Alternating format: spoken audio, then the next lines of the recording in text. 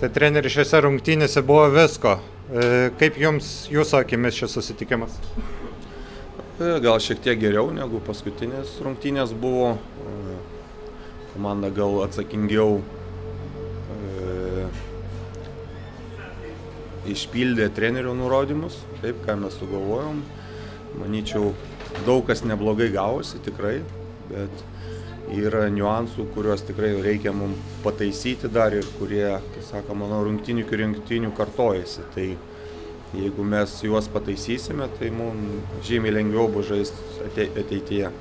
O ar galima sakyti, kad antrojo kėlinio pradžioje tie du įvarčiai, vienas Energijos, vienas Kurbats, buvo labiau atšalimo priežastis tokia, visiems buvo ilga labai pertraukas?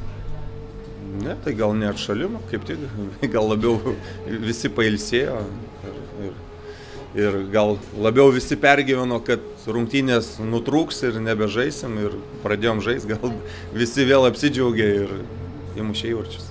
Jūs pats buvęs vartininkas, kas yra pakeisti vartininką likus porai minučių, išeiti ir kaip susidorojo su ta užduotim keliasdešimt sekundžių antrasis vartininkas? Matėt, kaip sako, padarė seivą, tai pasigerino savo statistiką ir tiek. O šiaip labai sunku išeiti psichologiškai taip likus keliom minutėm?